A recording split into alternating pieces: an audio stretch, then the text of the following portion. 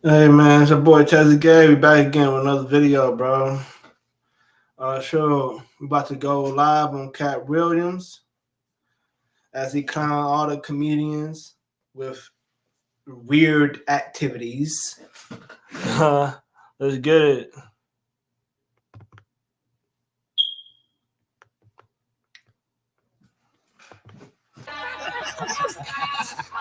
Already. This is the record. 2024. All my life, been grinding all my life. Sacrifice, hustle paid the price. Want a slice, got to roll the dice. That's why all my life, I've been grinding all my life. Yeah. All my life, been grinding all my life. Sacrifice, hustle paid the price. Want a slice, got to roll the dice. That's why all my life, I've been grinding all my life. Hello, welcome to another episode of Club Shay Shay. I'm your host, Shannon Sharp. I'm also the proprietor of Club Shay Shay, the guy that's stopping by for conversation and a drink today. Ladies and gentlemen, you're going to love him. Some call him one of the greatest comedians, dead or alive.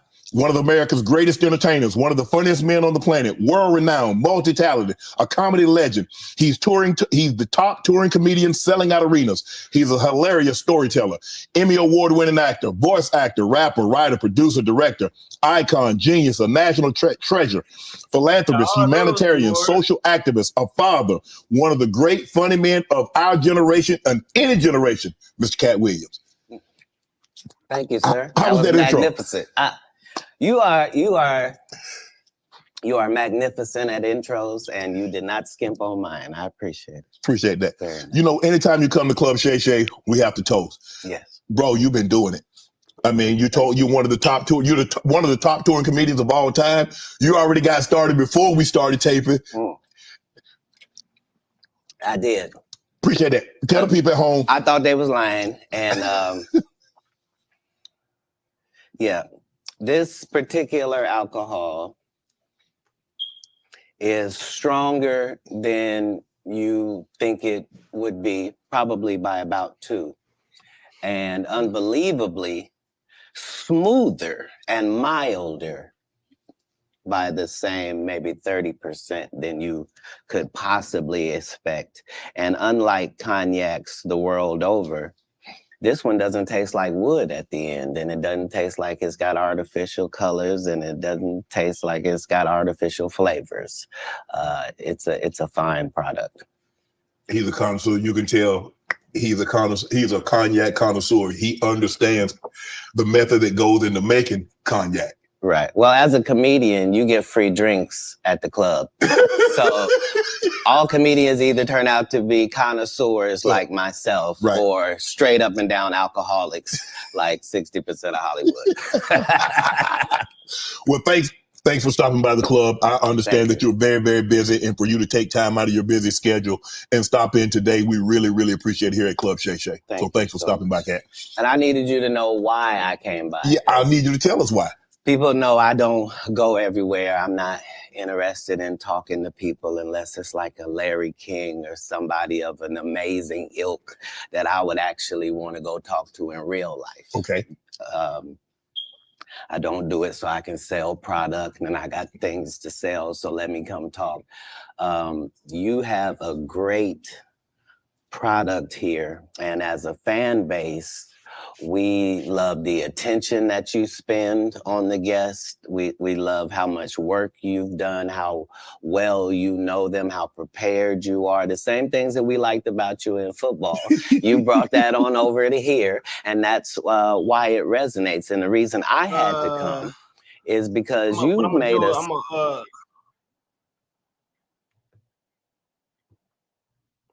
Oops.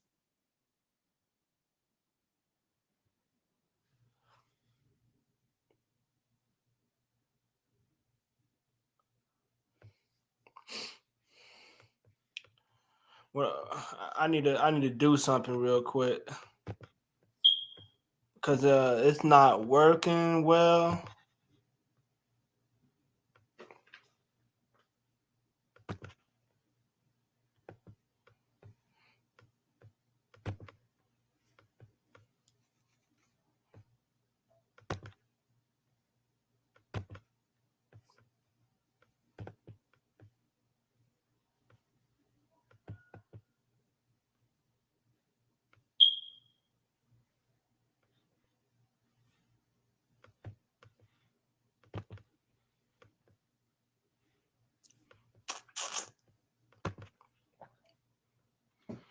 Number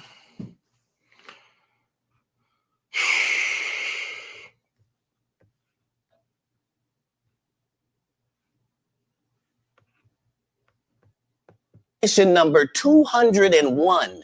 200 black comedians auditioned for the role of Money Mike with me. You're saying all 201 of us was auditioning and you had already had the role and had already shot the role in 4 days? The truth of the matter is, the Money Mike in the original script got raped in the bathroom, and that's what Ricky Smiley was okay with. Katt Williams had to take the risk in front of the studios and the cast and our powers that be in his very first movie and say respectfully, humbly, guys, if we're talking about anything else, I have no credibility and I have no pull.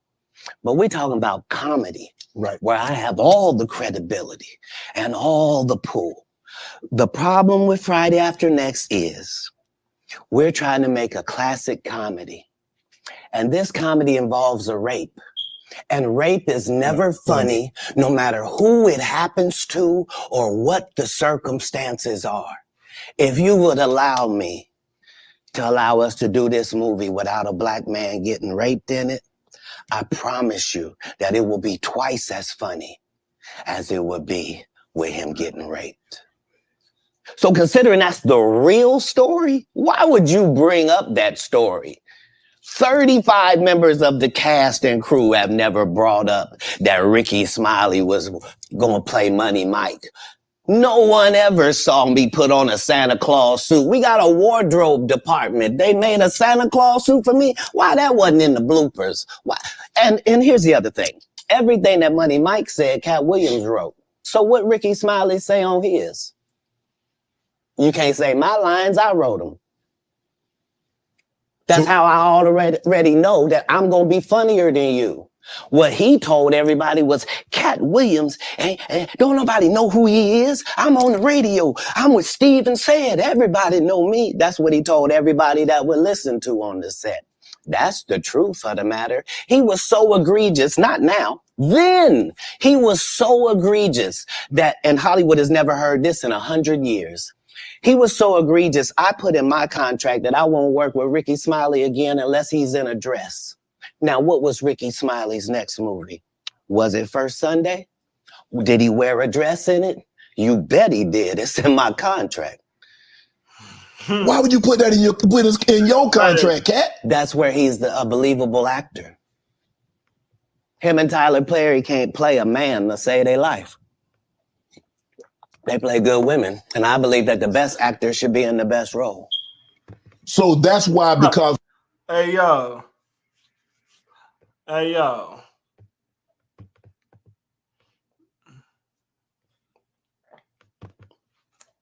You got me messed up. I can never be in a gay role. Well, matter of fact, I can't even say that word. I can never be fruity or zesty, bro. I don't care how much money they pay me, bro. It's never gonna happen. You got me all the way messed up. All the way. What? What they say? Like, what? You got me all the way messed up, my dog. Crazy.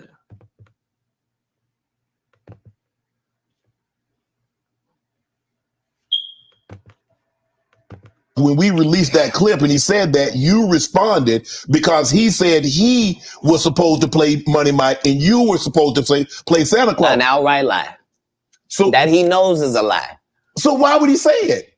Because he's a liar. Nobody knows why liars lie. And that's why I had to come on the program. Cedric did the same thing. Cedric told you when you asked him, did you steal Katt Williams' joke? Yeah. He said, it don't line up. How it don't line up that I did it on TV in 2018? You came to see me at the Comedy Store do it in 2019 and then did it on the Kings of Comedy. Like, what doesn't line up? This is a televised joke that Mark Curry helped me punch up and get to the level that it was.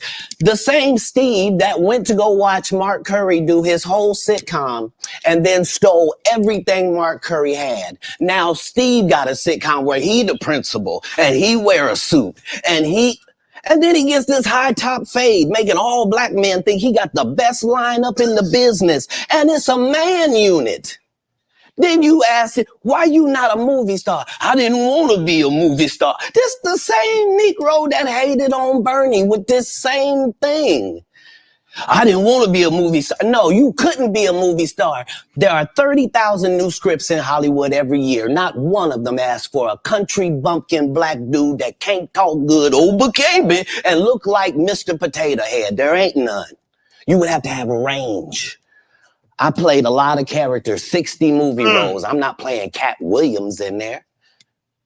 I don't know, Katt. We might not let you drink anymore the way I mean, we ain't even got. I'm not fueled by alcohol.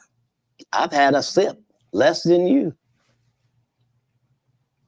The truth don't need motivation. I'm just saying I can't let these dudes lie. Cedric's sitting here telling you why he ain't a movie star. He over here look like a walrus. You didn't say nothing. He can't even get his arms off his stomach sitting over here. Why I'm not a movie star. What? It's a situation. He never wrote anything. Remember, when Cedric the Entertainer starts, he's supposed to be singing, dancing, and telling jokes. That's why he's called the Entertainer. Right. We found out he can't sing, can't dance, and doesn't write jokes. He did 4 comedy specials. They're so bad, Shannon, they're not available on Netflix or Tubi. Can I say that again for the audience? They're so bad that they're not available on Netflix or Tubi.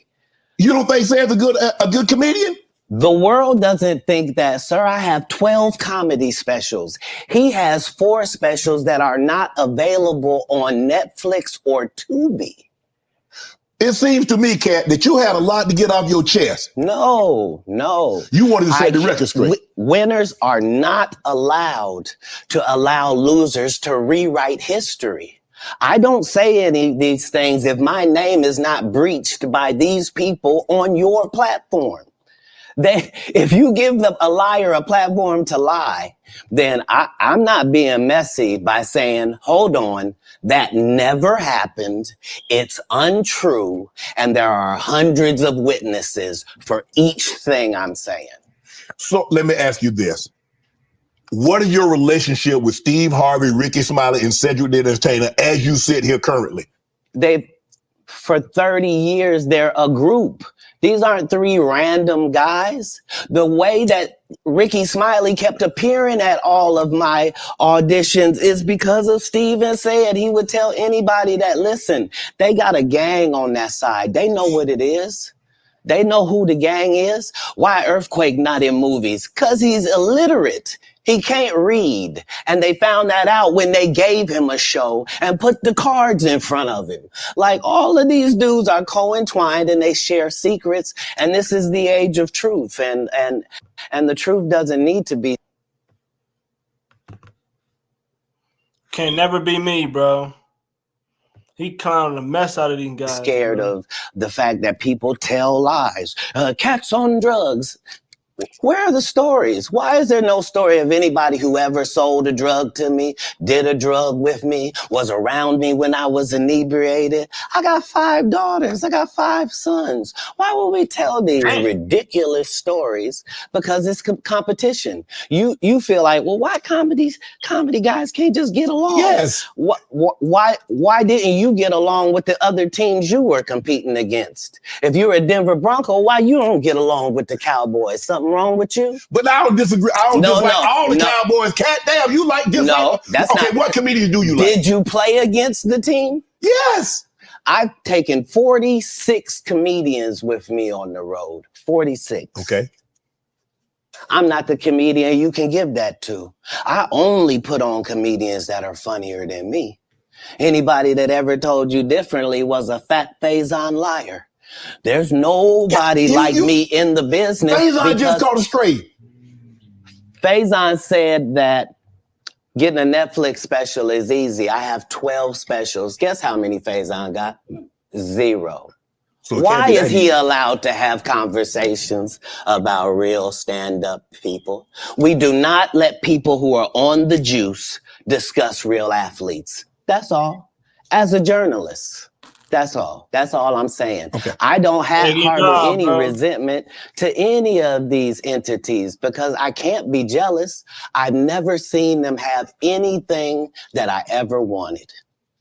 If you sign up for their program, you get a light-skinned, weird-faced wife that never do an interview. Oh, man, come on. Listen, in 20 years, won't do an interview. Nobody's ever talked to her, and she's never been interviewed anywhere. And now, understand, I'm not talking about one person. What I just told you applies to 7 people. How they all end up with that. That's part of what you get. I came in this business saying I was going to expose. When I talked about Michael Jackson, when I talked about R. Kelly, they canceled me for these things because why would you talk about another black dude? Race is not where the line is drawn. It's God's side and the other side. And we don't care nothing about the other side. Period. All of these big dick deviants is all catching hell in 2024. It's up for all of them. It don't matter if you Diddy or whoever you is, TG Jakes, any of them. All lies will be exposed. That's all. And anyone who takes that the wrong way, know why they take it the wrong way. The truth is the light. I need to have another one of these. Amen. Amen. Gee.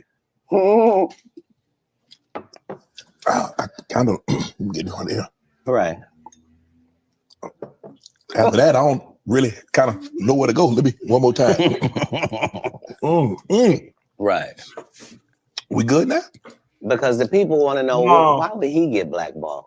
Yeah. Oh, that. because in 30 years I've done nothing but collect information, knowledge, and your secrets. So if you and a man was in a corner doing something you wasn't supposed to be doing, you will tell it. No, somebody come to tell me. Okay. I gather that. I value that. I'll pay for that. Come, tell me. I know so many things I shouldn't know, and they all know it. They all know it. Why? Because you don't make me the villain. Not the guy that raises black children and ain't never done a hard drug in his life and don't have no stories of doing nobody dirty. And they'll just go out and they'll lie. The industry doesn't mess with Katt because he didn't show up for the studio. No studios have ever said that. Look at my IMDb. It will show you that no studio has ever lost money with me on the script. How? That's why I'm saying, that's why I can't let Ricky Smiley say he was supposed to play Money Mike, because I wrote the words for Money Mike. I designed the hair for Money Mike. I collaborated with the wardrobe department and made outfits to make sure that no one in America would be wearing what Money Mike was wearing. I told them to go get the Prowler. I then told them to paint it purple. I told them don't have an actor playing a pimp. We could get an actual pimp, Archbishop Magic Don Juan, to play. Like, I did far too much work for somebody to come years later and try to tag along just for their own self-aggrandizement. Why didn't Cube set the record straight? Terry Crews could have set the record straight. Mike Epps could have set the record straight. Why none of them set the record straight? That's what you were supposed to ask him when he told you those lies that but no I didn't one's know it ever was a heard. lie. Right, but he's telling you something no one's ever heard of. Nobody has ever heard, Ben Affleck and Matt Damon was in a movie and somebody said, y'all should switch roles. Like, this is a business. But that's the thing, Katt. Normally when people are giving you information, I'm thinking I'm hearing it for the first time and they're giving information no one else knows or has ever heard. So I'm taking them at face value. These are this is like Steve Harvey telling people he used to be homeless. That's my story. That's not his story. Steve Harvey wasn't never homeless. When Mark Curry was touring with him 25 years ago, he was making $3,000 a show in cash and doing 5 shows a week. They just tell the stories. Thanks to my wife, I'm where I am. You said that about the first wife. You forget that? You told us it was her. Then you went and married somebody else that think like a man. Like, what are you talking about? They think they can rewrite history. That Guy Torrey did a beautiful special about the Comedy Store and Fat Tuesday, where he said that Steve and Cedric and Kevin Hart and Tiffany Haddish came through there and made all lies. Steve and Cedric never performed at the Comedy Store at all. Tiffany was only seen at the Laugh Factory. In 15 years in Hollywood, no one in Hollywood has a memory of going to a sold-out Kevin Hart show, there being a line for him ever getting a standing ovation at any comedy club. He already had his deals when he got here. Have we heard of a comedian that came to LA and in his first year in LA, he had his own sitcom on network television and had his own movie called Soul Plane that he was leading? No, we've never heard of that before that person or since that person. What do you think a plant is? Maybe people don't understand the definitions of these words. He just did his documentary with Chris Rock where he shows you that his whole upbringing in comedy was on the East Coast. Yeah, it was. So how simultaneously was he here in Los Angeles doing the same thing? It didn't happen. It didn't happen. And I hate to seem like a petty individual for picking apart lies, but Jussie Smollett gonna keep lying until you say we don't believe you. Like, it's important in the checks and balances of the universe that liars not get to make complete narratives for themselves. Are you not afraid about being blackballed again? These are some power people. What do you mean again? These people are not powerful. Satan can't create anything. That includes blessings for his people. That's why, you know what the number one job of somebody that sold their soul in Hollywood is? What? Is to act like it didn't happen. They all do the same job.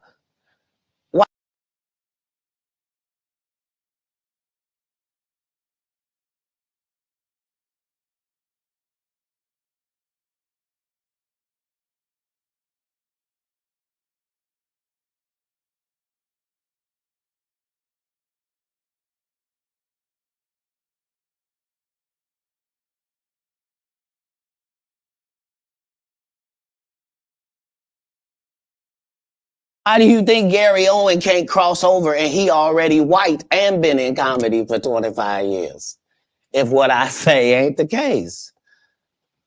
It's a cabal. It's a consortium. They rock with who they rock with and they don't with who they don't.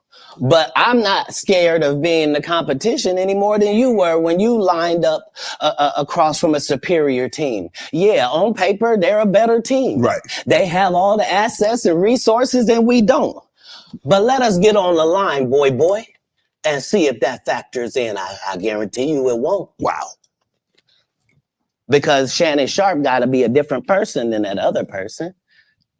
Absolutely. And he always was. That doesn't change when I change teams. That remains the same.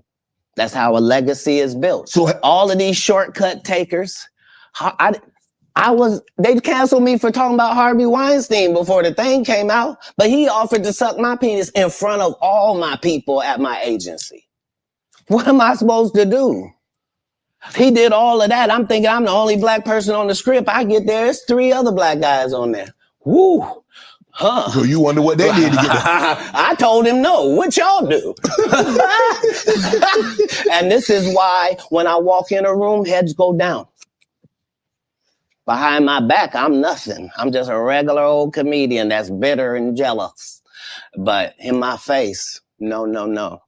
The king has walked in and they have to respect it only because I've not taken the shortcuts. I've not been funded. They pay you to not talk about things they don't want you to talk about.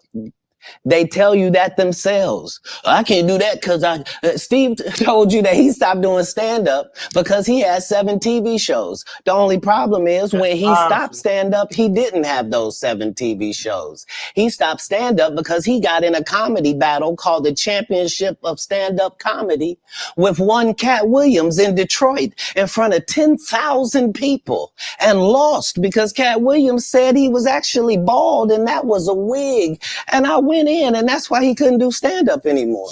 Imagine him coming to tell you another story where he got so big and it was Bernie and them's fault because they wanted to be movie stars. What? You called Ocean 11 to get that nigga's part. What do you mean you didn't want to be a movie star? So on the behalf of Bernie, I would have to say what I have to say. Have you ever been on tour with any of these guys? Every guy I mentioned to you is not funny out there in real life. So no. Faison's never done his own tour in 30 years. Steve Harvey don't do stand-up no more. Cedric doesn't write. I'm sorry, he doesn't write. Ricky Smiley has been playing the same old black woman forever. Like, you can't get a young fan base with that. Like, you got to be doing karaoke around the country to make that work. Right. And he is. But I'm a stand-up comedian. This is my 19th 100-city tour. I'm not going to have a conversation with these lazy bums that'll take a shortcut at any point. Yes, it's easier for you to juice than to get in the gym. But you don't get to bring that body in here talking crazy. Talk about how good you look. What? No, there's too many comics out there that are putting their life on the line to tell these jokes, man. Okay. Let's get to your upbringing. We're going to circle back and we'll get some... I want to protect him real quick, because you had said for the Kings of Comedy, it was in 2018, 2019, but did you mean 1999? Because it came out in 2000, so I just want to make sure. No, I didn't. No. So what I meant to say was, remember, he said I couldn't do stand-up anymore.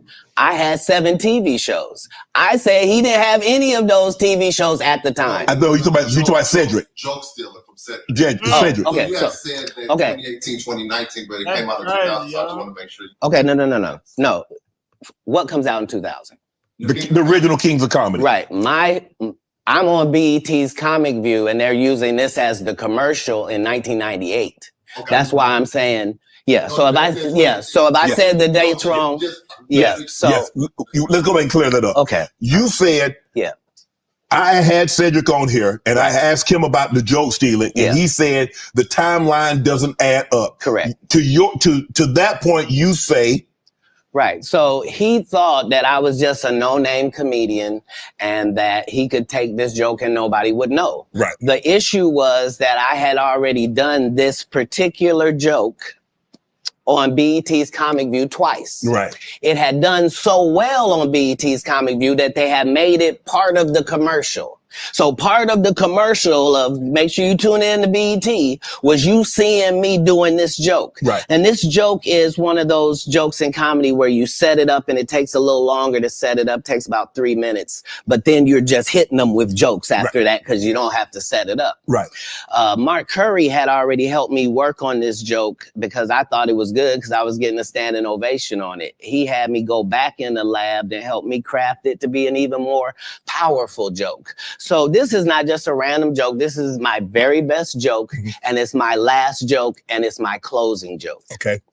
1998, I'm doing this joke. It's on Comic View. Cedric comes to the Comedy Store. He watches me in the audience. He comes backstage. He tells me what a great job I did and how much he loves the joke. 2 years later, he's doing that as his last joke on the Kings of Comedy. And he's doing it verbatim. He's just changed my car into a spaceship. Him and Steve had already apologized for me, so I gave him a pass for a decade.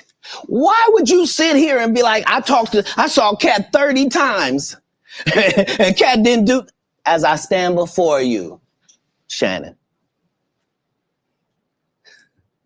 I would have bust Cedric's stomach. There was nothing that would have kept me from one of these in that patch right there. Like, are you kidding me? Why would you downplay me like that? Why did I give you a pass if you were just gonna lie? And so that's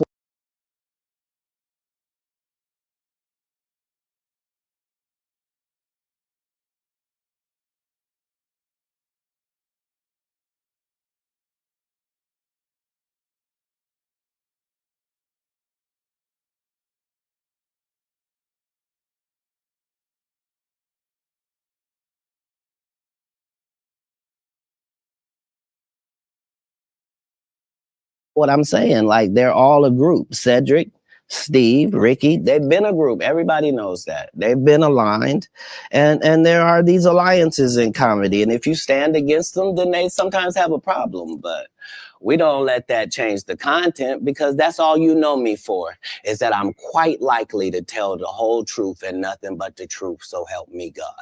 Can you believe we're this deep into the NFL season? We got to make every second count. With DraftKings Sportsbook, you can make the most out of every game day. Bet on your favorite teams for a shot at winning big bucks. New customers can score 150 instantly in bonus bets for betting 5 on any matchup. Get in on the action with DraftKings Sportsbook, an official sports betting partner of the NFL. Download the app now. Use code Shannon. New customers can score 150 instantly in bonus bets for betting just 5. So I'm in charge of everything, from the housing to the cars to the gardener. Like, I'm saying, so I'm not just reading, I'm reading in multiple languages. Like, How old are you at that I'm probably reading 3,000 books a year from the time that I'm 8 years old to the time that I'm 12. No fiction books at all. I'm only reading nonfiction. You could drive. At 12, you received a full scholarship to the National Science Academy in Dayton, Ohio, but you failed, so you would become ineligible. Why did you want to take that opportunity? I didn't see it as an opportunity. When I got in there, all the students were wearing lab coats, and it seemed very confined and restricted, and nobody seemed like they were having fun. It just seemed like everybody was smart. I didn't want that. That wasn't what I was signing up for at all. And plus, I thought that Jesus was my big homie. So you know how you get a story about a dude joined the gang and you get a big homie, right? Like, at this particular point in my life, my thought is that the Bible is the greatest book that's ever been written. Okay. That it houses the truth, and that it gives you this story of Jesus, and that I'm supposed to be like him. Okay. So it's already in my head that as soon as I get 13, I'm leaving. You at 13, you not only like, okay, Mom, I'm moving out. You moved from Ohio to Florida on your own. You weren't afraid. I mean, you like, did you?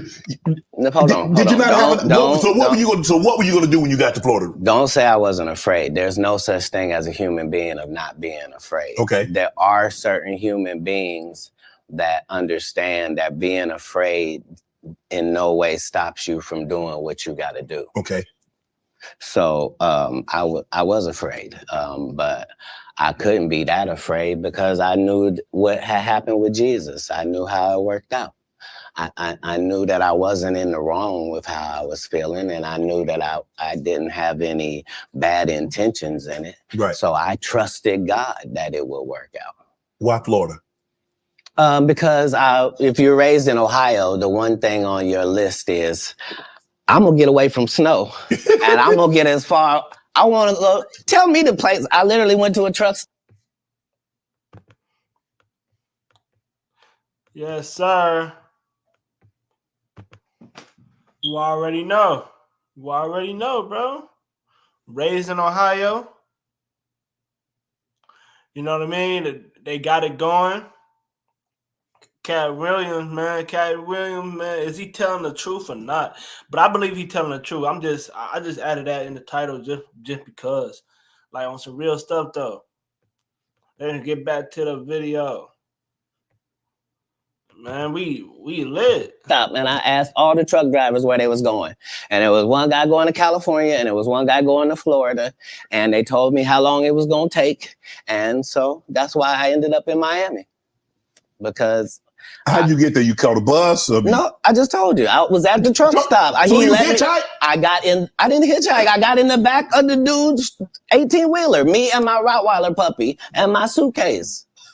Yeah, because I probably had $2,500 on me.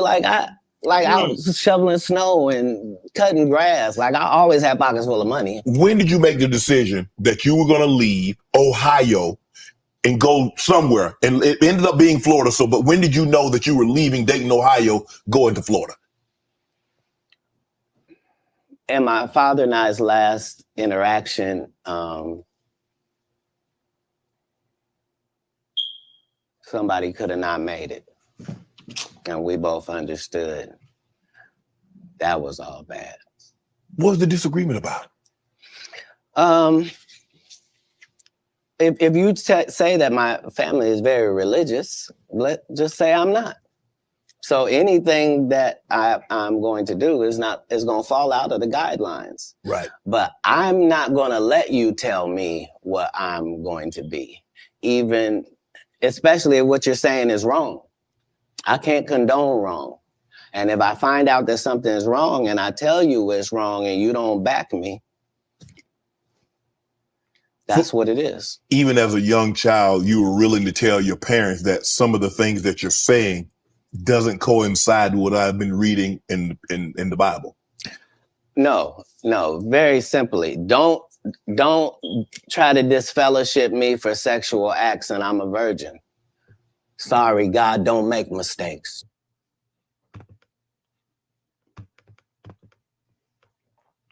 Hey, I ain't gonna lie. His father was a bad father, bro. His father was a bad father for real. Feel me? They ain't no good father. Even if you was a Christian, that don't mean nothing. Cause I'm a Christian, but sure, I don't do all that goofy stuff though. You don't get 2 times to fuck me over. What do you mean you went to God and he told you I was guilty? You just lied on God. So long. That's it. There's no conversation. Deuces. That's what it was. That's when you made the decision. After that conversation right there, you say, "Nah, I can't live under this roof." It wasn't a conversation. It was an altercation. In the altercation, I love my father. My father loved me. But we are 2 men at it. It'll never be the same again. You can't sleep comfortably around me. And I can't sleep comfortably around you. How similar are you to your father? I don't know. He's a great man. I'm saying because it seems like y'all butted heads. Right, but I'm saying that generally happens with a father-son dynamic. It was just that religious relationships are always difficult in families. They always are. Before it got to the point, because the dynamic, he's father, your son. Before that dynamic and you step up on his level and you challenge him, you felt it was best for you to leave. No. I'm not being challenged. I'm being beat to death. He left when he was 12. Oh, he was abusive. I didn't say that. I said we were in an altercation. I see what you did there. I saw what you did there, Cat. Yeah. I saw what you did. You was in an altercation. You didn't say you lost. You said you was in an altercation. I in no way gave you the impression that I won anything. I'm the one leaving. I'm out of bounds. This is his house. Right. Yeah. So as long as I'm going to be under his roof, there are certain things that I'm going to have to do. Right. And the only way that's going to change is either this or that. And I'm saying I had 2 younger brothers. Like I'm not an unreasonable person. Like I don't have any mental issues whatsoever, despite what they lead people to believe. You know, I make pretty good decisions. Were you not? So how was their relationship with your father? Were you not afraid to leave them? Well, I asked because it went all the way to the actual department. So it was actually going to be something. And when I asked them if they could just make sure that my brothers didn't get separated and what have you, they said they couldn't make those type of guarantees, that they weren't really sure what would happen if this went down. And so part of leaving was the hope that it would be okay for them, because none of them experienced what I experienced. I'm saying I'm the oldest. It's a lot riding on me. I'm supposed to at least religiously hold down the family's name at this household. Right. You know what I mean? How much older are you than the baby and the knee baby? Like a lot older. Like if I'm 12, 13. Yeah, they're 5. And man, they in Pampers. Cat Williams a real man, bro. I could go to did Florida. what he did too. You tell the story.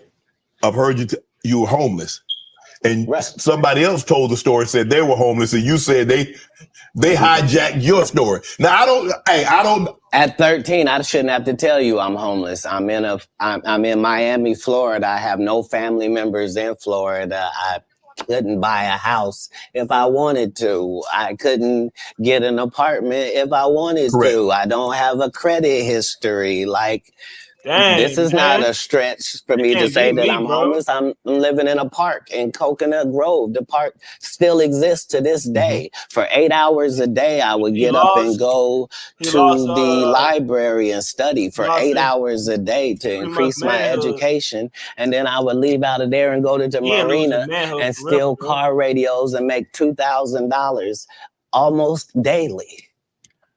Like, I had a routine. So you really could have played that old thief in Santa Claus. You could have played it. No, the Santa Claus wasn't a thief. The Santa Claus, you can't tell me. I read the script. Ricky Smiley told you he...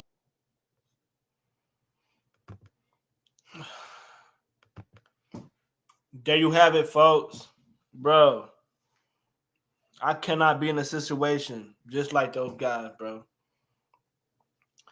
Anybody would do anything for a piece of cash, man. Not me, though. Hey, we already know what we do here. It's all about character and morals, man. That's what we about over here, bro. If no one can't live by that, bro, I don't know who might be. Sure. It's crazy out here. I didn't read the script. The Santa Claus was a crackhead. He just had that outfit on. That's what I couldn't have played. Okay. Like, I couldn't have played a black guy that got raped in the bathroom. Right. Oh, nah. Heck, nah. So at any point in time, did you like, man, I made a mistake, man. I should have stayed my butt in Ohio, man, because this is, man, this ain't what I signed up for. That bull crap. I didn't experience anything once I left home that I had. Stick on our morals and character, bro. If anything, it saved my life. Me being homeless for that small period of time allowed me to see all of the people that were in that situation and to see that these were lawyers and doctors and teachers, and that these people were white and black and Asian and Indian. And the only thing that all of these homeless people had in common was they made a bad decision and aligned themselves with drugs. And I interviewed them all. What drug? What? And guess what, Shannon? Nobody had a great story. Nobody had a great story of what meth had done for them, what crack had done for them, what cocaine had done for them, what heroin had done for them, what speed had done for them. Nobody had them stories. Everybody's story was, I had my life together. And then I decided to do this dumb thing. And I lost my wife. I lost my house. I lost my cars. I lost my reputation. And now I'm out here sucking penis in the woods. Oh, no. What?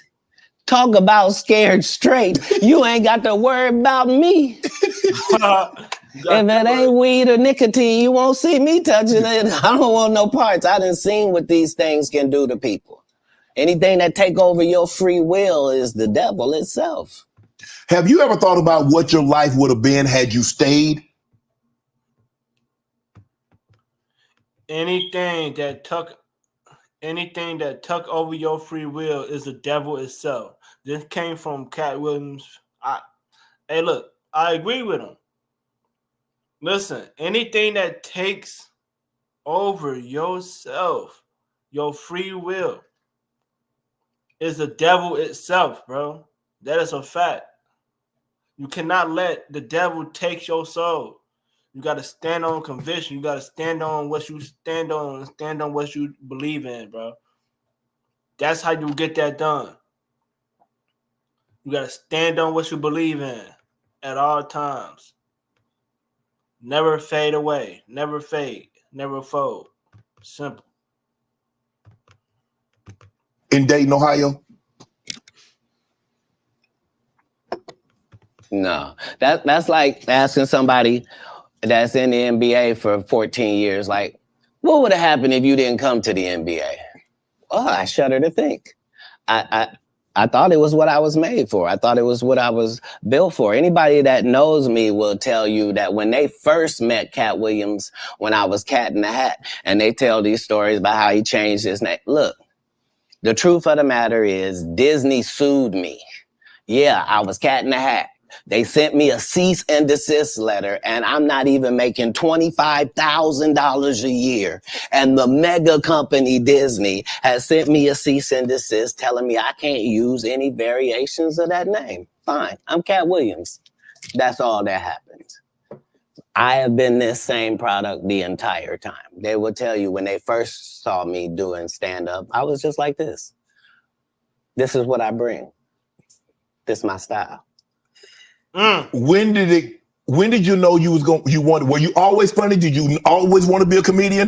Did you stumble on a comedianship? Hey, that's some real stuff. No, I loved what they did. And so I studied all of them. I studied all of the white comedians because I wanted to know, why is Monty Python funny?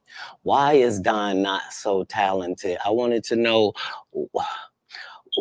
what is George Carlin's thing? Like, so I studied all of the comedy masters regardless of the field because I loved to laugh. I didn't know that these people were making a great living at doing this. I thought this is just what they did.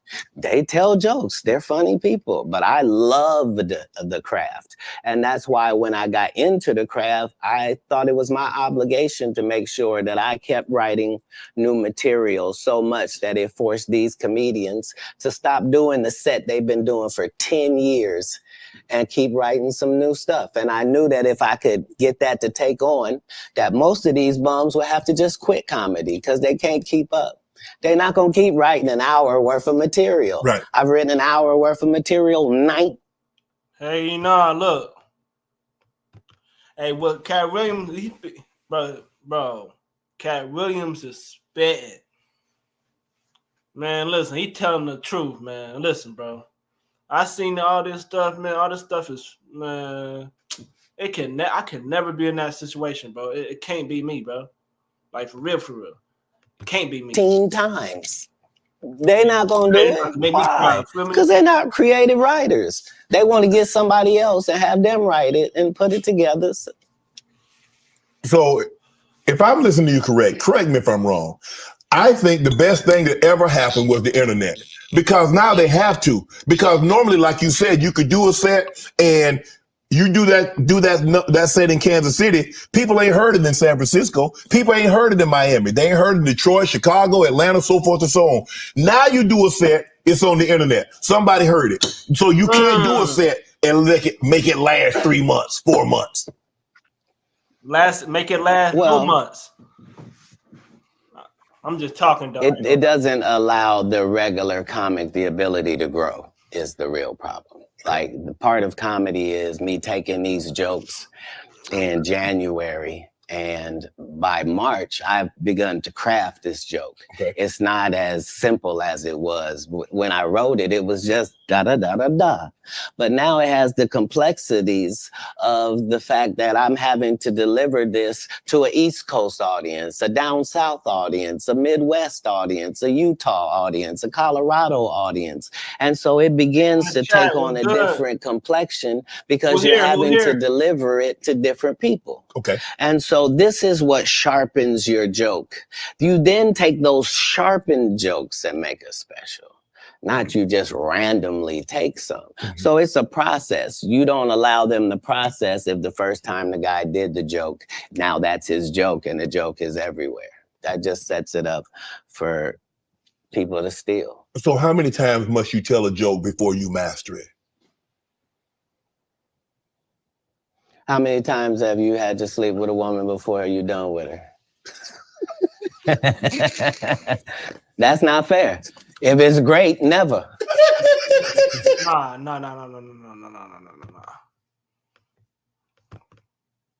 I don't like how he worded that, bro. Because at the end of the day, bro, that ain't no real man stuff right there, bro. I don't like how he said that.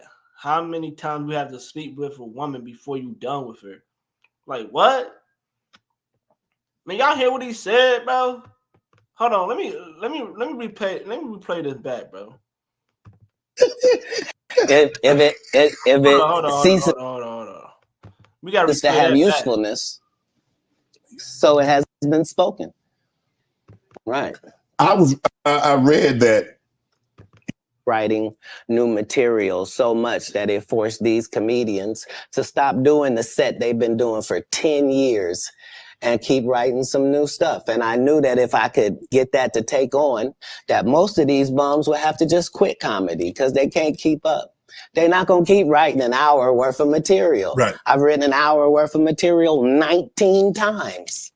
They're not going to do it. Why? Because they're not creative writers. They want to get somebody else and have them write it and put it together. So if I'm listening to you correct me if I'm wrong. I think the best thing that ever happened was the internet, because now they have to. Because normally, like you said, you could do a set and you do that set in Kansas City. People ain't heard it in San Francisco. People ain't heard it in Miami. They ain't heard it in Detroit, Chicago, Atlanta, so forth and so on. Now you do a set, it's on the internet. Somebody heard it. So you can't do a set and make it last 3 months, 4 months. Well, it doesn't allow the regular comic the ability to grow is the real problem. Like, the part of comedy is me taking these jokes in January, and by March, I've begun to craft this joke. Okay. It's not as simple as it was. When I wrote it, it was just da-da-da-da-da. But now it has the complexities of the fact that I'm having to deliver this to an East Coast audience, a down South audience, a Midwest audience, a Utah audience, a Colorado audience. And so it begins to take on a different complexion because you're having to deliver it to different people. Okay. And so this is what sharpens your joke. You then take those sharpened jokes and make a special. Not you just randomly take some. Mm-hmm. So it's a process. You don't allow them to process if the first time the guy did the joke, now that's his joke and the joke is everywhere. That just sets it up for people to steal. So how many times must you tell a joke before you master it? How many times have you had to sleep with a woman before you're done with her? Bro, that's not fair. Funny, if it's great, never. if it ceases to have usefulness, so it has been spoken. Right. I read that you was raised in Florida. You had some help, some ladies of the night. No. That's not true. No, that whole story doesn't take place in Florida. That story takes place in Oklahoma City. Okay. So after I'm in Florida, I then join, I try to join the Marine Corps and they won't accept me because I'm too young, and I've lied and told them I'm 16 and my family's moving down and I don't have my ID, but it's coming. And so they let me go to the boot camp. That's not going to work now. Okay. So I've learned that lesson. So then I get this job selling stuff door to door. Across the country. And so I've been to all 50 states. Again, I'm 14 years old. So I did that. While I'm doing that, one of the places I'm at, I'm in Oklahoma. Mm-hmm. And I've decided I'm going to stay here because of meeting these ladies that you're talking about and that situation. I don't know at the time why that's important in my life or why it's something I should be doing or any of that. But now later on, it certainly helps me in formulating Money Mike for Friday After Next. Right. And a pimp named Slickback for the Boondocks. Oklahoma, so San Francisco, Oklahoma, Sacramento. From Florida, you moved to the West Coast. So you traveling. Bro. When did you set up shop on the West Coast? I heard. How old were you then? So I guess I'm over 50 states. He said, "Dang."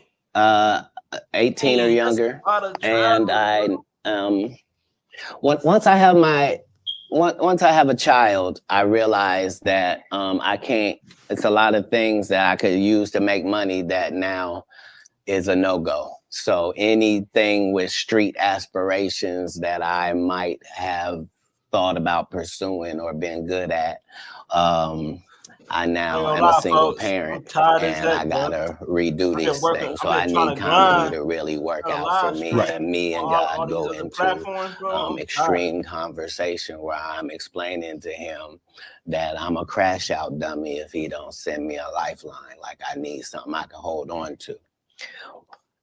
Before I had left Florida, I did stand up one time because we was trying to get in the club. I didn't have ID. So I said I was a I'll be comedian. back. They ended up having me do 5 minutes. But I kept that in my head that I had done that. When we get to Oklahoma, they're having a competition for stand up. And if you win, you get to go out on the road with Jeff Foxworthy and Dan Whitney, who is Larry the Cable Guy, and Richard Jenny, and these great comics. You get to open for them. And once I did that, I realized, okay, as a comedian, I'm like way behind schedule. I done started this too late. All the funny guys are already funny and known names. Like, how am I going to progress? So I realized that I do better with a white audience than I do with a black audience. And I'm not sure why that's occurring, but the white audience likes me more. That's interesting. So when I moved to Sacramento, it's because Sacramento has a white and a black audience almost 50-50. That's almost the makeup of Sacramento. So I lived in Sacramento for 2 years until I get to the point where I am equally as funny if the room is black as I am if the room is white. That's not enough. Now I need to be one of the good ones when it comes to black comics. So now I have to move to Oakland, and that's what lands me in Oakland for 3 years. Once I have dominated male black comedy in Oakland to my liking, now I'm prepared to go to Los Angeles now. Now I know you can't throw me any curveballs. If it's a white audience, if it's a black audience, no matter what they are, I'm prepared to deal with all of the audiences. Do you write jokes according to the audience that you're going to be in front of, or is your joke universal? Well, in the beginning, part of my framework is that I'm tailoring every show to this audience. And that's how I was able to show my range and show that I was better than my competitors, is that I'm Katt Williams, but I was still doing clean comedy. So I was still going to churches and doing 45 minutes of stand-up at the church with no curse words, no sex, drug material, no none of that, just straight stand-up. And then I was doing everything else. And at the regular club. Yeah, that was the range, is that when in Rome, do as the Romans do. So that's how I started. But as you begin to get better, you begin to be able to speak to your entire fan base. And that's really what's been helpful, is that I've been having the same conversation with my fan base for 12 comedy specials. Is that what set Katt Williams apart? Is your range? Is that you can do a comedy, do 45 minutes in the church. I can go to a comedy club in front of 250, or I can go into an arena with 15,000. That's range, because everybody can't do that, Katt. Well, if that's what range is called, then yeah, it's range. But I like the people I'm talking to. You see what I'm saying? So it's not like it can't be condescending, because I'm talking to my white male friend when I'm telling that white joke. When I'm talking about this joke about this black lady, I know that black lady. That's who I'm talking to. I'm speaking to this fan base that I've been speaking to from the beginning. I already told them what I was on when I first came in. I told them they was going to come after me. They was going to cancel me. They was going to say terrible things about me and try to mess my life up. I said that coming into stand-up. I'm saying it in my So you knew it was going to be. It has to be. I know I'm going into the belly of the beast. How could I be naive? I know that I'm going into Satan's playground, but I'm trying to be so good that you got to bring me in so close that I can see who's doing what and what's going on in there. In San Francisco, you joined the Nation. I was never in San Francisco. I was in Oakland. You was in Oakland. Did you join the Nation? Is that? Yeah, Honorable Minister Farrakhan and I have an extremely close relationship. He refers to me as one of his sons. So, yeah, I spent a particular period of time. Let me explain. Yes. Because my particular background was already religious and super strict, right? I didn't find out about other religions by reading about them. I went to their religion. I don't want to learn from Jewish people from outside. I want to be in a synagogue. I don't want to learn about Muslim people I want to be in a mosque. I don't want to hear about the Baptist or the Pentecostal. I want to go to their church and see. And so that was the religious discovery that I was on through that period in my life. When did you know you were funny? Probably about 10 years ago. 10 years ago? Yeah, about 10 years ago. So you didn't think as a child, because obviously you said the very structured background, your family was very religious. So obviously you didn't get an opportunity. I never did a talent show. I was never in any extracurricular activities. I was never in drama. I was never in band camp. I was never a Boy Scout. And you didn't stay in school long enough to get funny because you dropped. You understand. So there was no, I don't tolerate high school games. I didn't go to high school. I don't know how most of the games they think I play, I'm not even aware of them. But Kat, for you to get on stage, and like I said, a lot of people, like a lot of comedians, I had a few here, they're like, okay, I told jokes to get girls, I told jokes to, get people to laugh at someone else. Yeah. But you is like, you say you did comedy one time in Florida. And you had this other opportunity, like in Oklahoma, that they were going to take you out if you won the talent show. You was going to go on the road with these well-known comedians. And I did. But I'm just saying, how in Florida at 13, 14 years of age, you like 16, I can do that. Well, because I knew that there were a lot of other things I could do. Like when I looked at drug dealers, I thought I could do that. Yeah. But that's easy. So right. And who doesn't like that? Right. Yeah. I'm trying to figure out how I'm gonna make it. But now that I got to do it on this side, but no, your question was, when did I think I was funny? I never was my biggest fan. To this day, I'm not the biggest fan. I'm a fan of comedy. I like great comedians. Like I like Chappelle. I like Patrice O'Neal. Like I like the greats of comedy because I do. Like I like Ron White. I like Bill Engvall. Like I know comics. Like people that did the craft, they raised me. I was touring with Steve Marmel and Richard Jenny and real journeymen. Mm-hmm. So my comedy upbringing was standard. I thought you had to work all night, every night, all around the country, and you had to write jokes, and that you were trying to write jokes that other people weren't writing, and that your job was to be funnier. Like people that know me will tell you I've been on this. Like I had a list of all the Black comedians that were more famous than me. There was 300 of them on the list, and I had to be able to cross them all out before I could make it to the next level, before I felt like I was funny enough to do that. I'm back. And so give me some water, yo.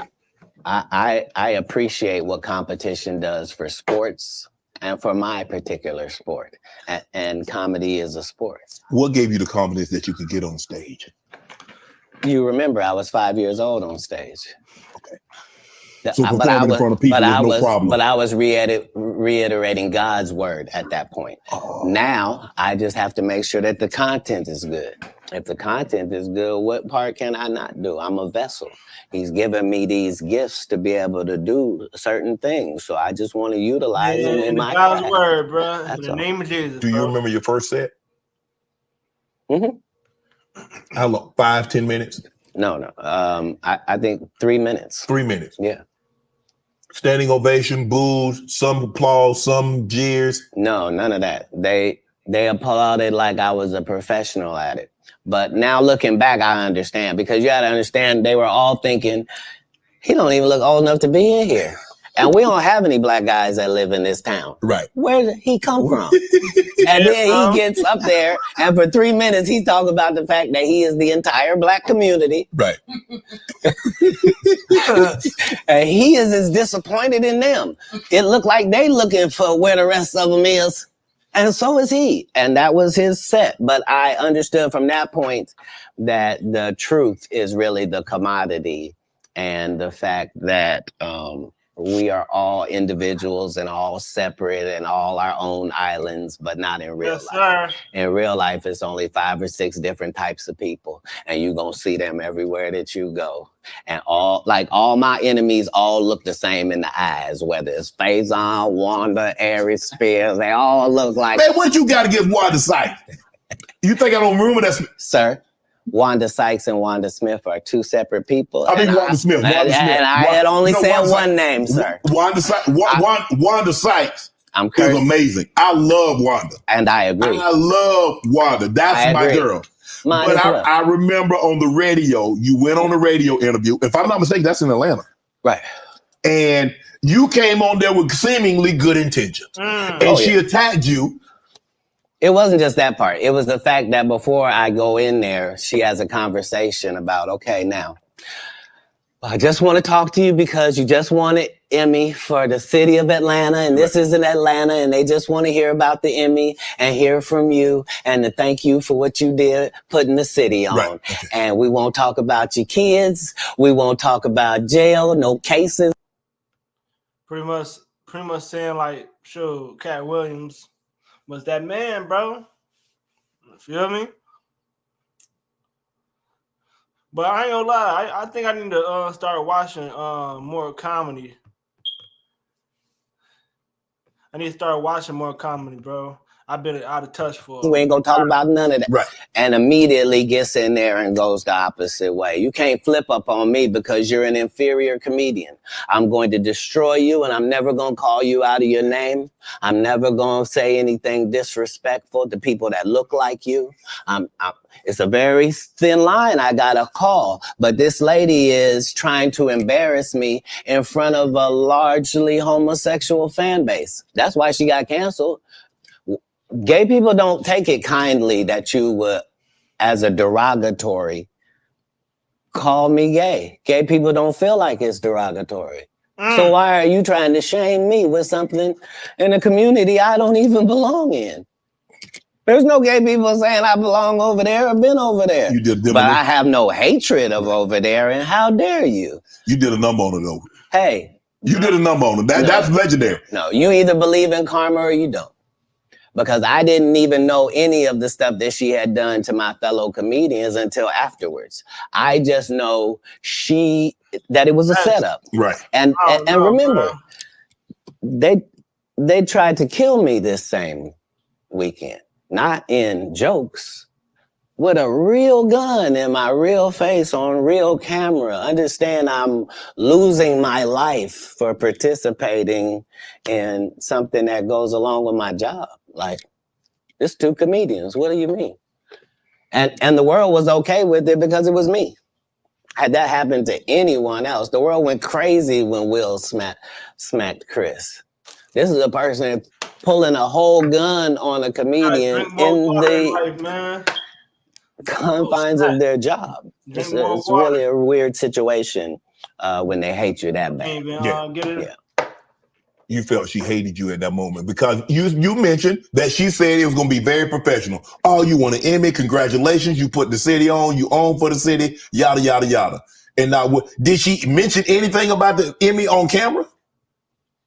I believe you saw the video and you know that none of that took place. See, the issue is that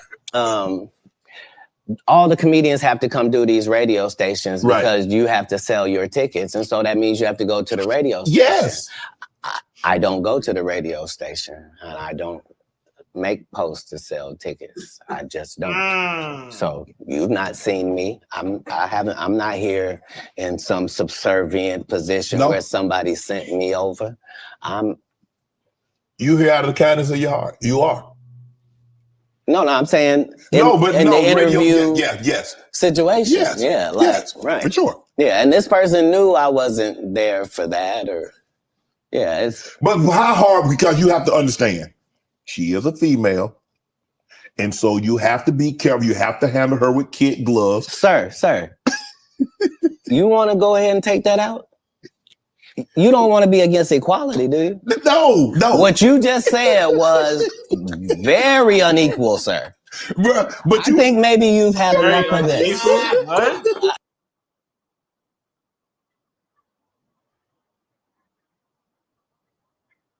Oh, snap. Oh, my bad.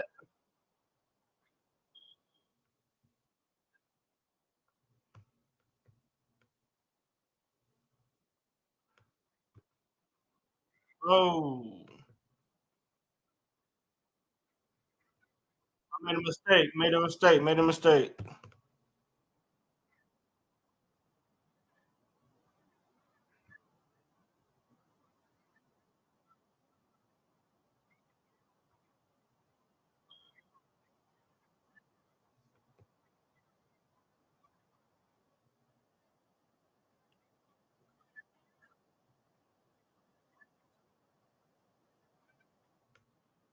Oh, man. Hold on.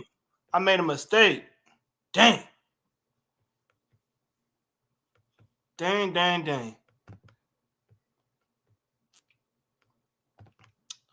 I made a grave mistake. Hold on real quick. I got a screen share.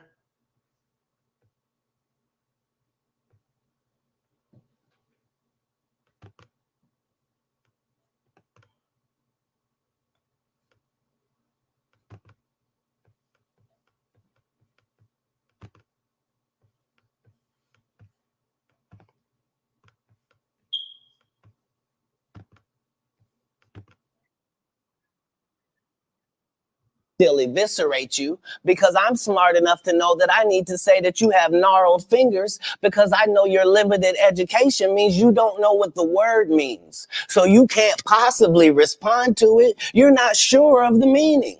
And I'm going to continue hitting you because this is what comedians do. Right. You've been masquerading that you're a comedian too. And that's the fallacy.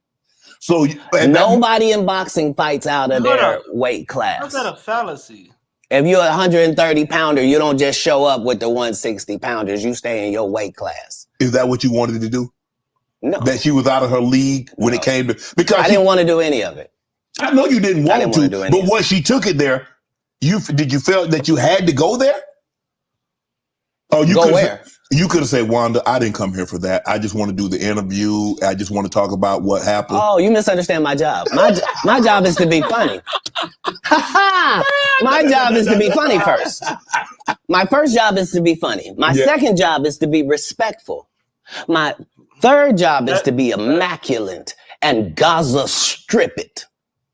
That's non-political. I'm saying if you do it, you let a terrorist accidentally touch over here, and I won't stop burning you down until there ain't nothing left. It'll literally be rubble on top of rubble, and I'll still be bombing. Why? Because that's why you should mind your business. This is what F around and find out is about. Right. Have you ever been booed, Cat?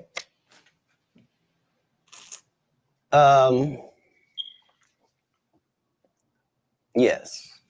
What? Yeah. I have. What was that feeling like? Did it like want to give up? Because because when you have, I don't know how early it was in your career.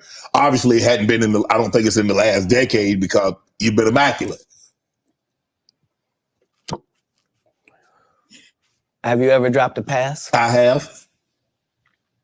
I've been booed too. You know the little segment between making me little silly everything is fine and I got it. Bro. There was a comment and then you noticing where it is now. Mm-hmm. Yeah, it's that. The thing about as a comedian, the audience's opinion is the only opinion that matters, not you, the writer, not none of that. And so I don't think any comedian has ever been booed unnecessarily either. They deserve it. Oh yeah. I'm saying what do they say when a guy shoots the air ball in the NBA? They say air ball to make sure everybody knows. But again, he still got to get back on D. Right. Like the game didn't end. He don't get to throw his hands up and sulk. Right. That's supposed to be used as a learning experience. Most comedians don't get booed enough.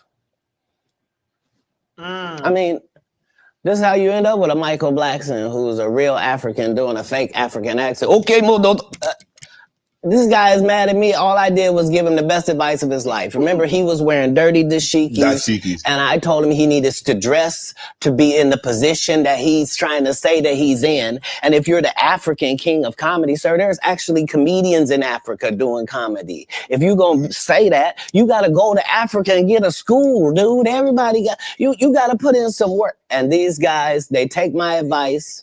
They change their whole persona. And then they hate me for it. And generally, I'm just too big to comment or make a statement about it or do a live or any of that. But when it gets to be a whole grouping of these guys, I got to come and talk to Shannon. I got to lay it down at the altar. You know every comedian. This is the other side of Kirk Franklin praying. This is the reckoning. 2024. The reckoning. You watch that. You know every comedian that's been on my show. You watched every episode. No, that's not what you said. You said I know every comedian. You know every comedian. You're limiting me. Oh, you watched every episode because you know things. You know things. Man, Shannon. That's always where I'm trying to come from, whether it's comedic or otherwise. That's why even if you see me get arrested 10 times in a row on TV, as a fan of mine, you can be like, he finna be right out. He crazy. Yeah, but they just said he didn't do it. He couldn't have. It's stupid. Why would he do something stupid knowing he got to come back and talk to us? Nah, they respect that every time it happens, I'm going to be free as a bird sitting out here talking to you about it, that it really was what I said it was. That's all. You end up, you come down, you're in LA. Yeah. Now, I'm reading Katt Williams won Cedric the Entertainer's Anheuser-Busch Best Los Angeles Comic Award. Did you win that award, won Katt Williams? It's a simple yes or no. It's not a rhetorical question. It's a question that probably should have been asked to Cedric the Entertainer. I'm asking you. I got you here, though. I know. I couldn't believe Cedric didn't get asked that question. You still a dude's joking and giving an award, and then 10 years later, you don't know nothing about it. Hey, but I promise you this. What? If he sees me again before he sees you, he'll be talking different when you see him. That's for certain. That's the difference. That's what these comics understand, is that I'm not doing nothing for clout. I don't even recognize clout. But eventually the Lord is going to let me and you be in one hallway. A lot of these dudes go... Kevin Hart done went 25 years without ever being in the same building with me at the same time. If I go in the building, he walk out. You've never seen us in the same building ever in 25 years. Like, it's like that. Why? Yes. Because I'm really the product. It's not what you think. I am never under the influence of anything. I'm always in my right mind. I'm always a physical specimen. And when you see me, I'm much, much bigger than you had thought. I have far less play in me than you would like. And I'm relentless. I'm out there. I'm still, to this day, I play 11 games of basketball with a 20-year-old. The record is 92-6. This is just in the yard, just to the rack, just cause.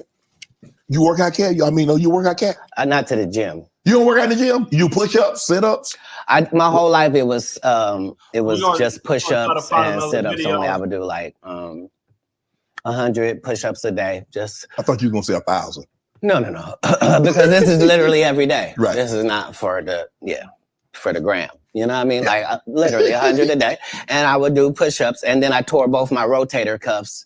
And so it was only thanks to golf that I was even able to get my You a golfer now? back.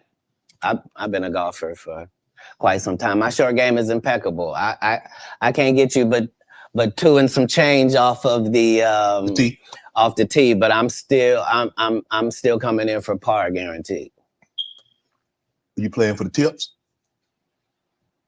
No. I've found that you don't get anything for that. It seems very egomaniacal. They go, hey, Cat, for free, you can go further back. Hey, what? Wait a minute, does it still count the same? Hey, I'm up at the ladies' tee. Don't tell me my pronouns. On the golf course, I'm she, her, him, them, and they. Whoever at the front tee. I know we're joking. We're having a great conversation, but you did win the award. How did the award help your career? It had to help some, Cat. Nope. God, come on, Cat. I didn't remember it happened to you. Just said it. How can Cedric give you an award that was worth something?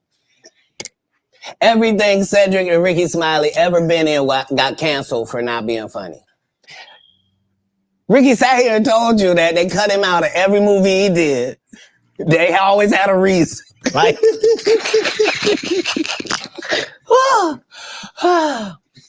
that's why I'm funny, because I'm a happy person. I laugh all day long. I can't even imagine the misery of these bums. Just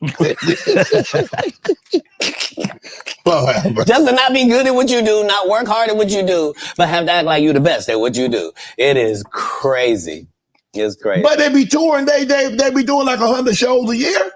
That's me. I don't run into none of them.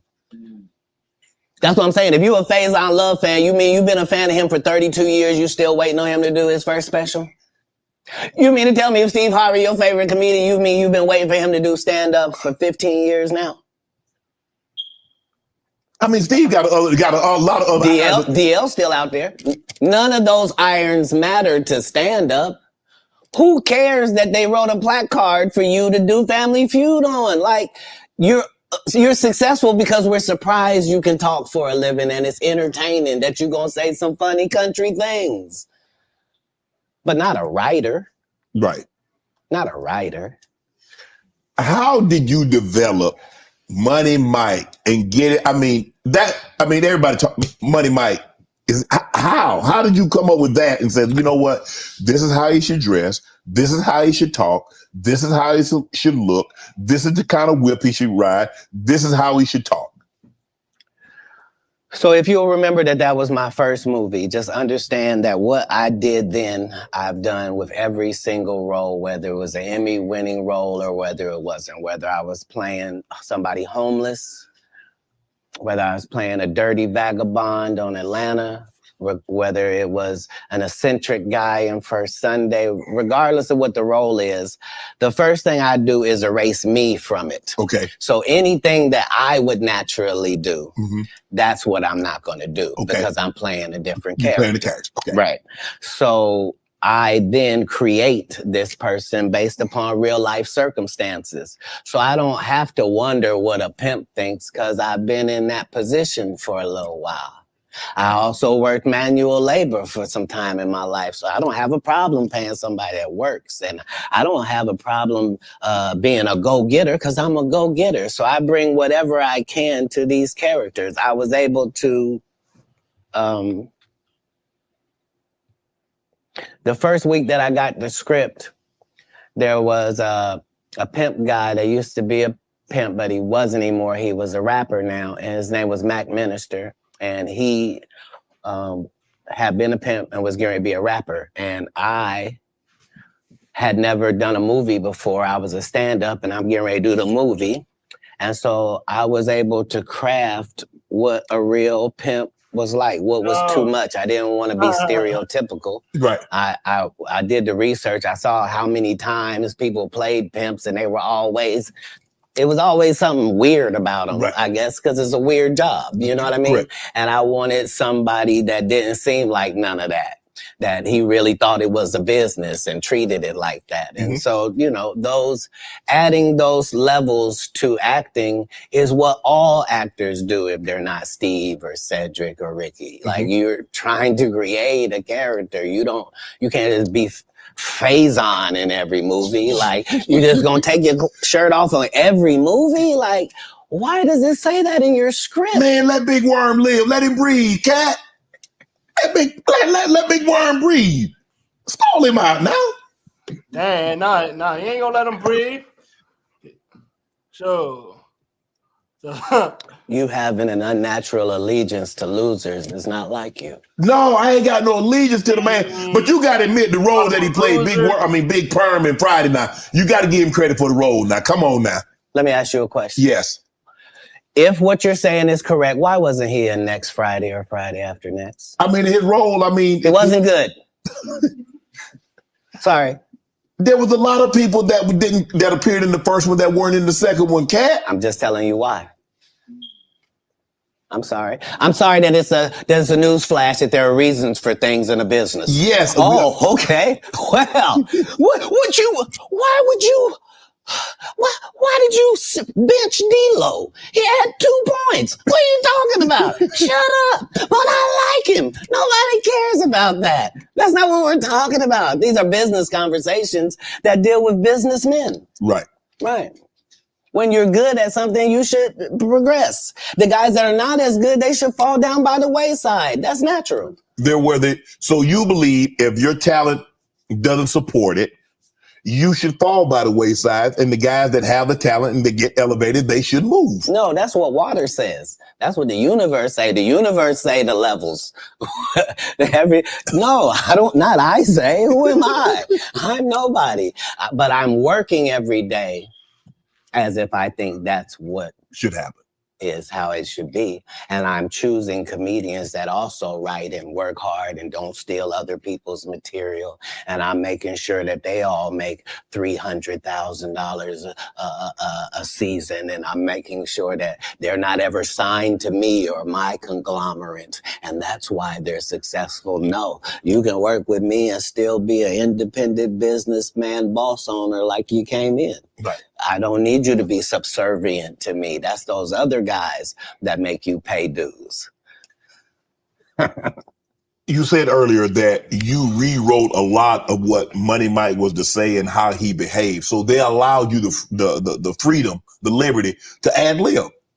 How much? Would they allow you to just make an interception if it didn't nobody talk about it? As a football player, if the ball comes your way, can you just grab it? Can you make an interception anytime? Are you allowed to pick up any fumble? You can do any hustling, right? Oh, okay. Same here. But here's the thing, though. Even as an offensive player, they might let me ad lib once I get a couple of years under my belt. They wouldn't let me ad lib as a rookie. That was your first movie. I told you the conversation in my first movie, just because I am committed to laughs. The only way I made it past those 300 comedians, I didn't tell you this. What it required is I had to watch all 300 comedians 10 times a piece. I watched your set 10 times of you performing, whoever you were.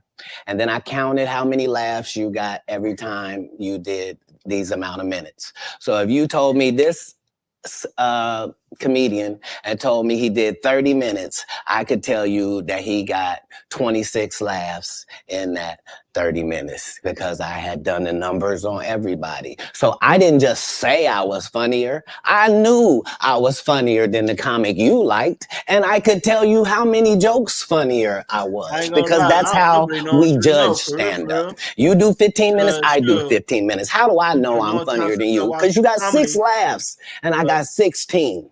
Yeah, it's just like crazy. I'm almost 3 times better than you, low-key boy.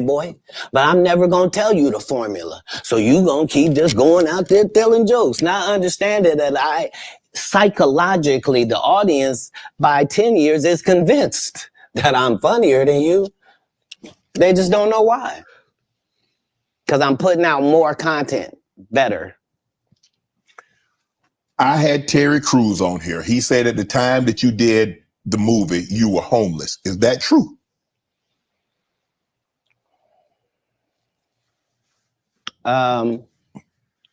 This was my situation. 5 months prior to me getting this first audition for Friday After Next, I got this baby son. I'm holding him up above me. He grabs my little chain. He's playing with it, and he accidentally drops it. It breaks out my front 2 teeth. I'm in a situation now where when I go to the dentist, they telling me this gonna cost thousands and thousands of dollars to fix this right. They not telling me what it's gonna look like.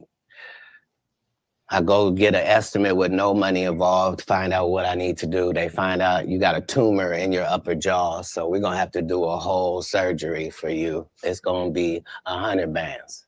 I don't have it. And I'm only gonna have this check from this movie. So while I'm doing this movie, we live in this trailer.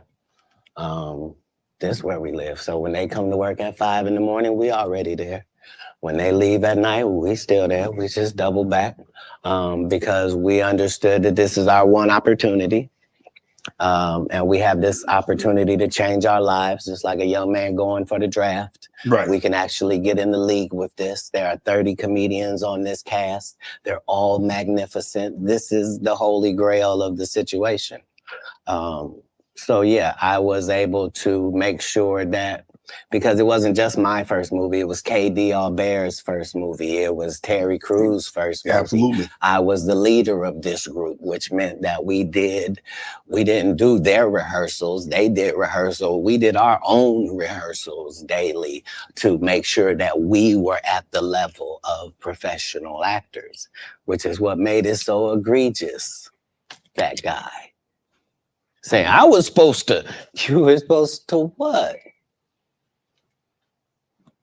Katt did have a good part in the movie, man. The Santa Claus was funny, man. The dude said the entire time we're filming, I can't play this role. They got a bandana over my nose and my mouth. My family not even gonna know who this is. So yeah, tell your story. Terry Crews also said that you guys had a lot of conversation, that this was your opportunity and you needed to seize this moment. Terry had the benefit of having been in some very high profile situations already and took L's. Mm-hmm. Like he had been in the league, you know what I mean? Mm-hmm.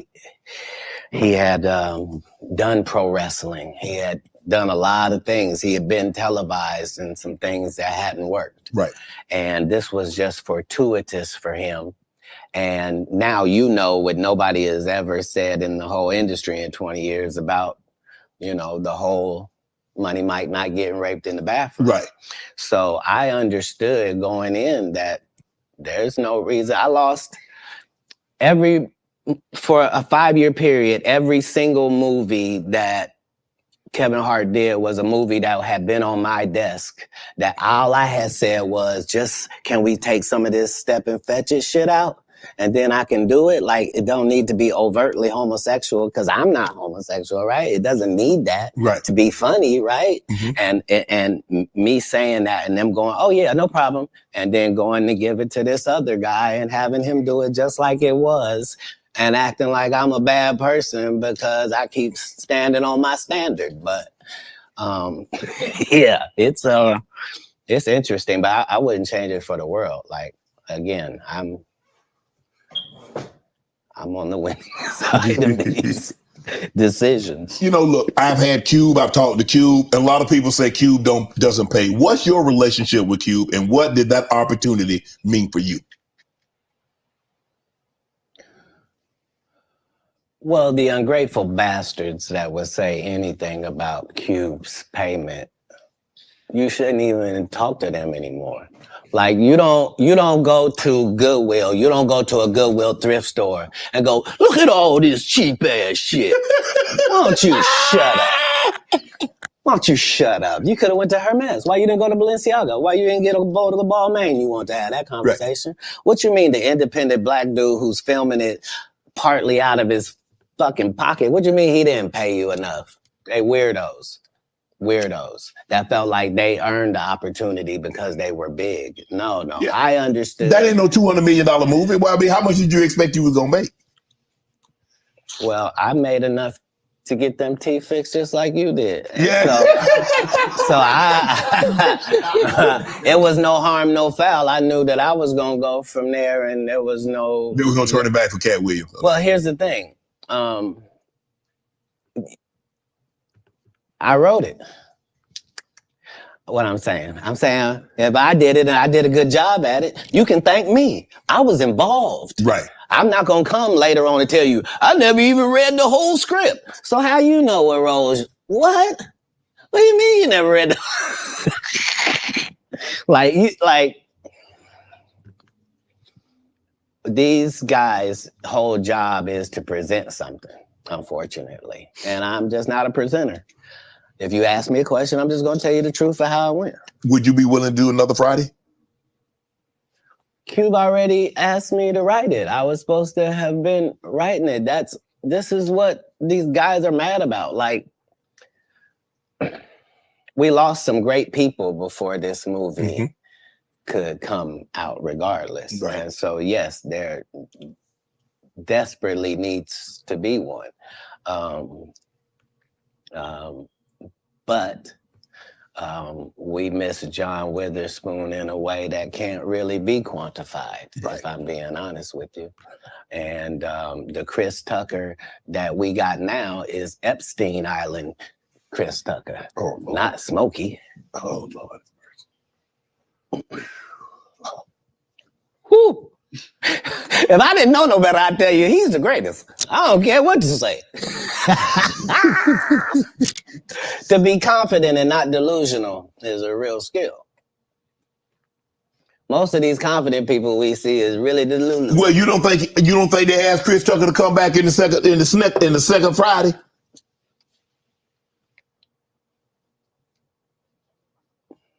Smokey was all in Smokey. There ain't no Friday without Smokey. We all agree to that, and there's no next Friday without Friday, and there's no Friday after next without Friday. We talk about the road because you said that they don't. Here's the thing. Okay. Here's the thing. Chris was allowed to make the decision. At the time that this is happening, Katt Williams is known for smoking weed. Willie Nelson is known for smoking weed. Right. Snoop's known for smoking weed, but none of us is really known except Willie. And I'm saying, Chris Tucker didn't want to be the poster child for smoking weed. He don't smoke weed like that. Right. He in the church. He Michael Jackson's best friend. Christmas. Michael Jackson called him Christmas. You ever met a man that gave you a little nickname like that? No. Me neither.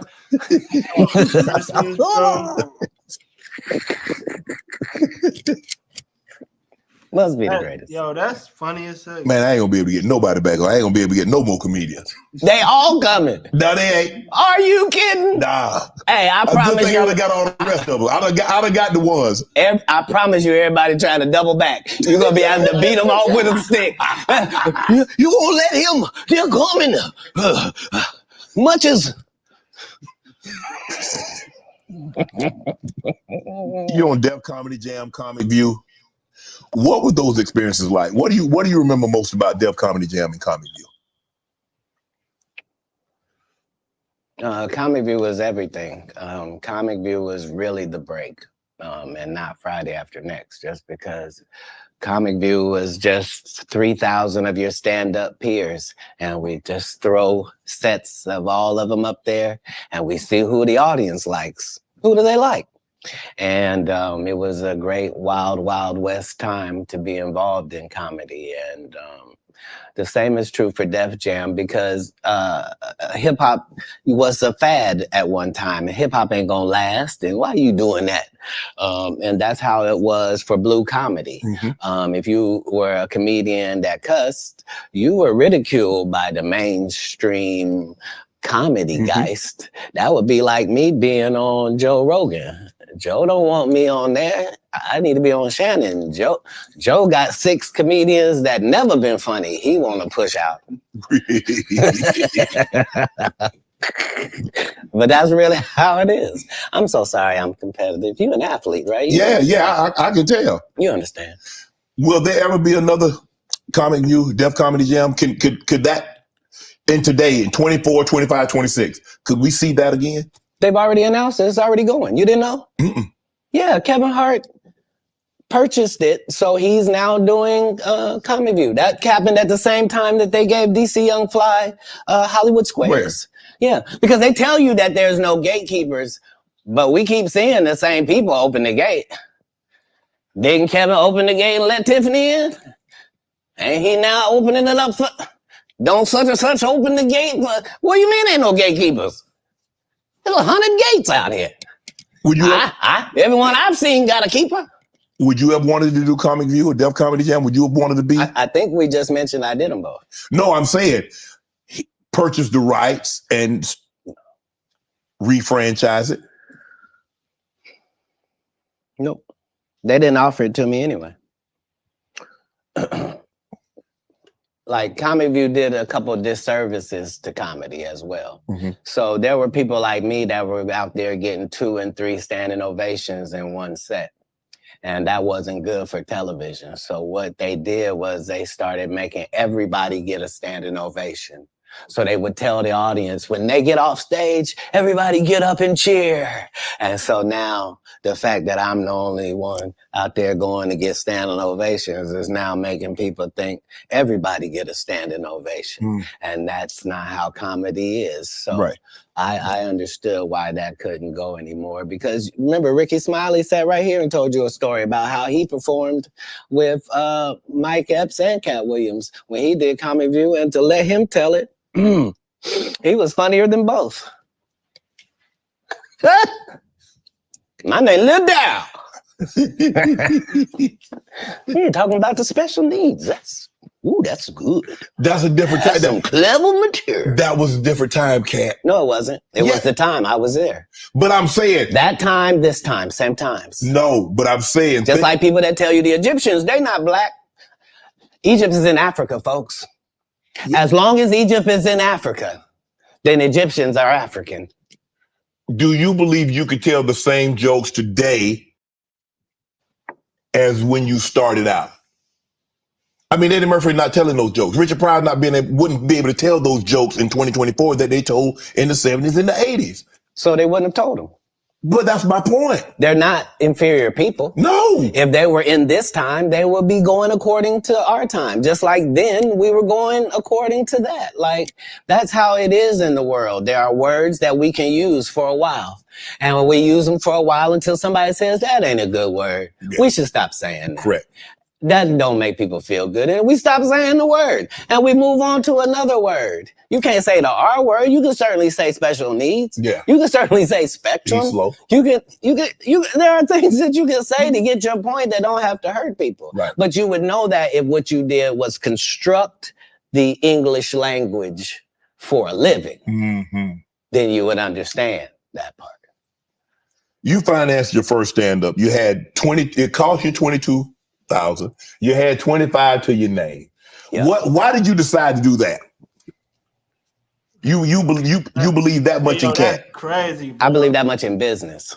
In business, the goal is for you to become independent and be the boss, take the responsibility, and also get the profit. Okay. That's all. How can I be looking for you to put me on if I wouldn't? And if I can't show you what you missed out on, why would you believe me? Now, the fact that I was able to do it 12 times. Hey, stop moving that around. That's the real thing. The part that I'm able to do it all across the country. The fact that every time I do a tour or a special, you think, well, that's sponsored by somebody. Somebody did a good job. No, just the guy they're kicking around, just the one that might mentally not be all there. He's the one picking the outfits, writing this guy's material, booking the shows, making sure he gets there. He's the one hiring the other comedians. But hey, I knew that that's the end goal. So if that's the end goal and I'm there when I start, why would I deviate from that? Right. Remember, my goal was to get this far in Hollywood and still have a virgin asshole and never have sucked a penis. That was my only goal. I didn't want to get with a white woman because I was scared she might have me running down the street like Jonathan There Majors. you go. See, come on, cat. Not because I didn't like white women. I think white women are as great as any other women. But I'm not going to act like I'm not scared of them. I have a reason to be scared. You could be Kang the Conqueror, and they could take your rabbit ass down in 2 weekends. And that's the truth of the matter. So I stayed away from that. And remember, I told you the drug story from when I'm in the park. Yeah. So these are just the things. I had all of those when I came in. I already was ready for that. That's what they don't like. I did not know. You're telling me and showing me a side of the business that I didn't know. That you guys are, man, the competition, the competitiveness. That's all business. I don't care if they're selling coke. You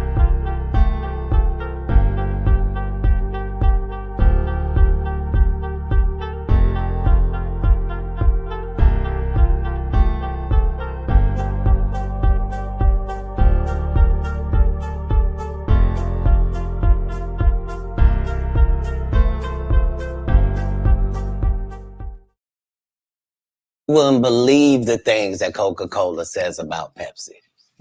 You wouldn't believe the water conversations between Dasani and Liquid Death. Like in all business, in all sport, competition is a driving force. And I don't require anybody to be better. Who am I? I just require if you're a loser and you've taken shortcuts at every chance, and you've made sure that you didn't put anybody on that really had a work ethic and was a God-fearing person, and you helped that. If that was never you, then don't act like that's you. Don't get out here now that you don't do stand-up and start acting like, oh, you're not sure why you don't do stand-up no more. I heard you got run off. You better be careful. The nigga that run you off gonna show up and he gonna tell everybody. Man, what you gonna be able to say? Nothing. Why you think I speak with such clarity? Come back. I'm actually involved in each one of these stories I told you about. Right. Right. The one comedian, as we've been sitting here doing this interview, that you hold in very high regard is Dave Chappelle. Dave Chappelle walked away from 50 million. You said it was more. Tell the story. That's right. I will let you tell it. No, I want you to tell it. You really are the best. You're proving it here today. As much as I'm proving it, you proving it. You proving it. Yeah, that wasn't the thing. It wasn't, people say that. He lost $50 million. No, that's not even close to what happened to this dude. And until you understand what happened to the dude, you don't understand what happened.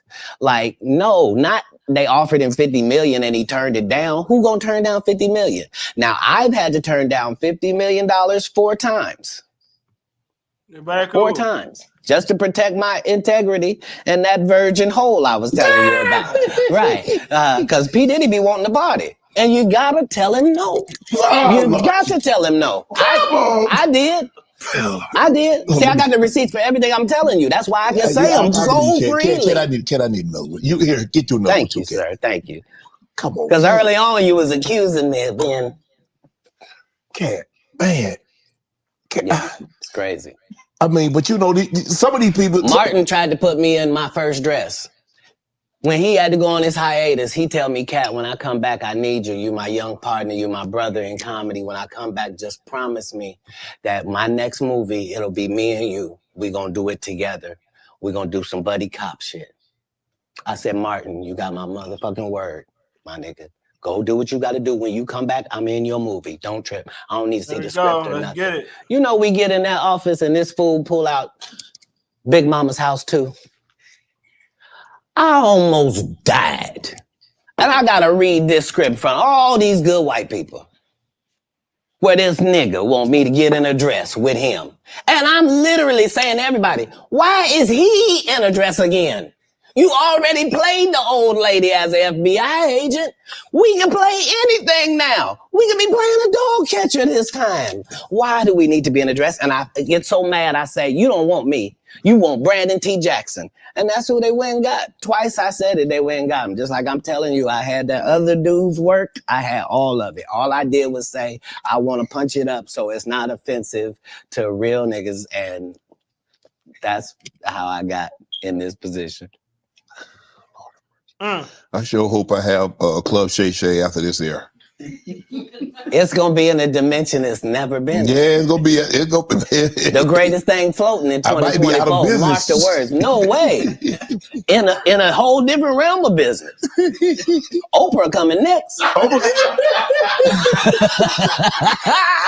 Once I establish this as a place of truth. Yeah. Oh yeah. Watch. God's people ain't that few. Prince. You met Prince.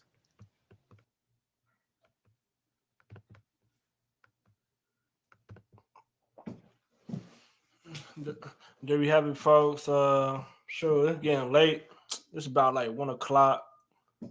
Man, I'm tired as heck, bro. I'm very tired, bro. So I'm gonna have to end the stream. Feel me? I hope everybody have a nice day. You know, blessing to your family. Getting prayer to your family. And sure, we peace out. We peace out. Peace out. Peace out. Feel me? That's good, bro. Let's get it, bro.